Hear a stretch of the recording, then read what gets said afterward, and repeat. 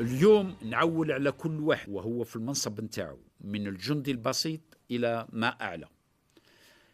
مهمة شريفة الدفاع عن الحدود نتاعنا ضد الإرهاب، ضد المهربين، وضد حتى عدو كلاسيكي، لأن الجزائر هي أقوى دولة في المنطقة، أقوى دولة برئاستها، بحكومتها، بالمؤسسات نتاعها كلها، وبالجيش الوطني الشعبي نتاعها اللي برز وثبت وبرهن باللي هزم الإرهاب كيما جدودنا وبياننا هزموا فرنسا أثناء حرب التحرير، وكل الفضل يرجع لكم.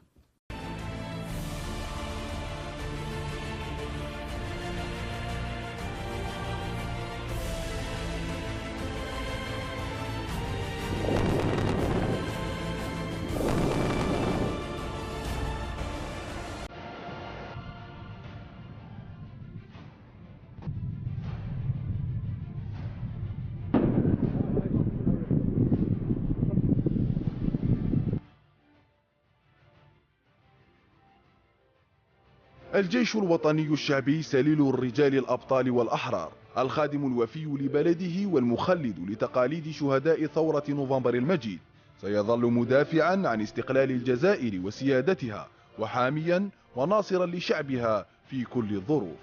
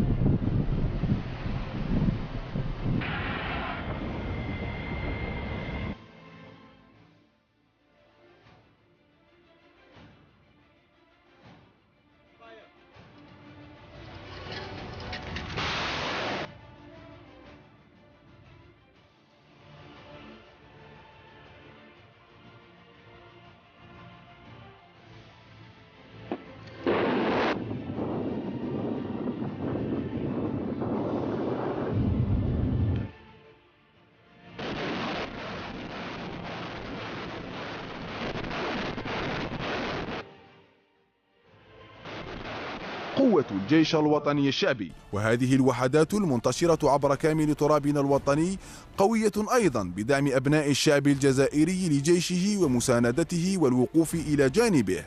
عمق شعبي يدرك الجيش قيمته، فهو منطلق للقوة وعامل للوحدة والانسجام. إن القراءة السليمة لخلفيات وأبعاد الأحداث الدائرة في المنطقة والعالم، والإدراك الصحيح لحساسية المهام الواجب القيام بها ليلا ونهارا لمواجهة أي طارئ، حماية للأمن الجزائر وحفاظا لسيادتها الوطنية وصونا لحرمة أرضها ووحدتها الشعبية، تحثنا باستمرار على البحث الدائم عن عناصر القوة الكفيلة بتقديم الإضافة النوعية في مجال التطوير المتواصل للقدرات العملياتية لقواتنا المسلحة، وذلك هو الهدف الأسمى والأساسي الذي نسعى إلى تجسيده مع كل جهد فردي وجماعي يبذل طيلة سنة التحضير القتال. في هذا الإطار بالذات تصبح كافة حدودنا البرية ومياهنا الإقليمية ومجالنا الجوي أمانة بين أيادي رجال الجيش الوطني الشعبي سليل جيش التحرير الوطني، يحفظونها في ظل السياسة الحكيمة والثابتة التي تنتهجها الجزائر.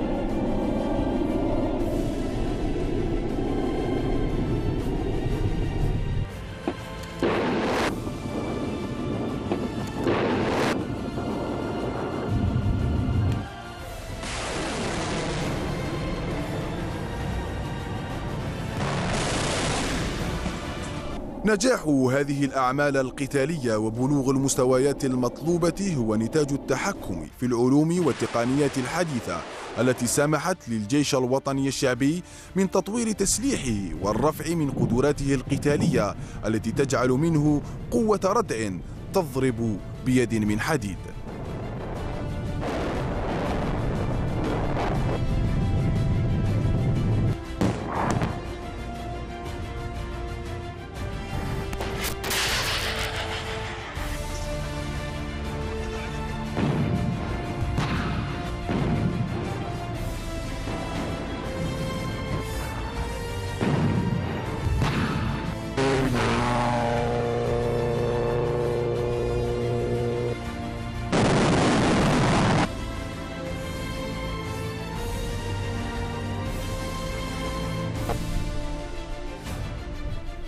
الجيش الوطني الشعبي جيش وطني العقيدة شعبي المنبت، ثابت على كل شبر من هذه الأرض التي تعرف حق قدرها وتقدر تضحيات آبائنا وأجدادنا لأجل استردادها، ونحن لعهدهم حافظون بأن ندافع عن أرضنا وعن كل شبر منها، ندك من تسول له نفسه المساس بها، ونرد على أي اعتداء بقوة الحديد والنار.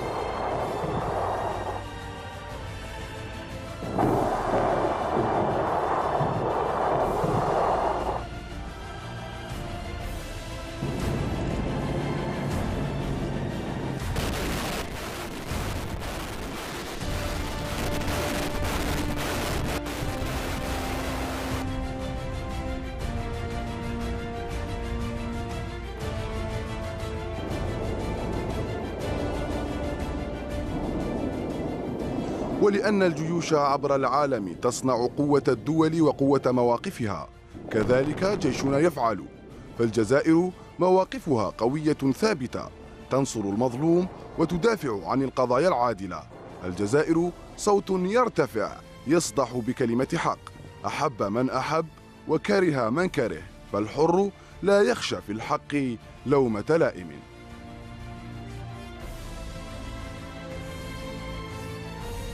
إن حق الشعوب في التحرر وتصفية الاستعمار يعيدنا في كل مناسبة لنجند دعوتنا لتطبيق قرارات مجلس الأمن، بخصوص كذلك ملف الصحراء الغربية.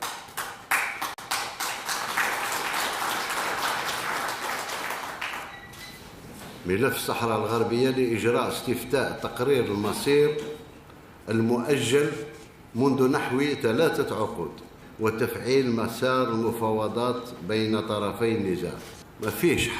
ما فيش حل بالنسبة لتصفية الاستعمار، لأن بالنسبة لنا، بالنسبة للجزائر، كل الشعب الجزائري بمؤسساته بجيشه كلنا عارفين أن قضية الصحراء الغربية قضية استعمار، ولا تحل إلا باستفتاء الشعب الصحراوي. مؤسسات دولية من 75 قالوا باللي لازم الاستفتاء، وفيه وضيعة وقت وضيعة كذا وضيعة كذا. ما فيش حل من غير تقرير مصير الشعب الصحراوي.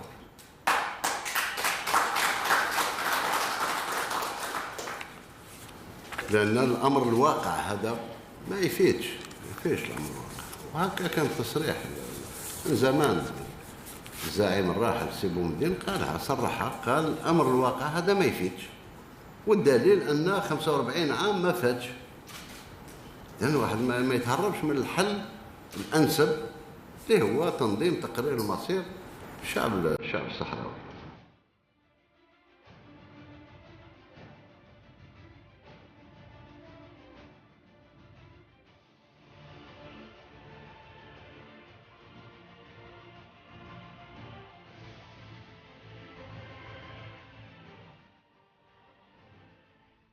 الصحراء الغربية قضية عادلة نصرتها الجزائر وتنصرها، شعب مظلوم دعمناه فيما مضى وسندعمه حاضرا ومستقبلا، لن ندخر جهدا ولن نتوانى لحظة في الدفاع بكل قوة عن مبادئنا، رسالتنا الأبدية التي أسس لها بيان نوفمبر أن نحارب الظلم والاستعمار، رسالة لن نتخلى عنها يوما، فالحق واضح صريح لا يحمل قناعا ولا يتبدل ألوانا، يعلو صوته كما صوت الجزائر جهارا نهارا للاستعمار كما بالأمس مناهضا، وعن المستضعفين مدافعا وناصرا، وللطغاة الظالمين ماحقا مجابها بالأمس واليوم وغدا.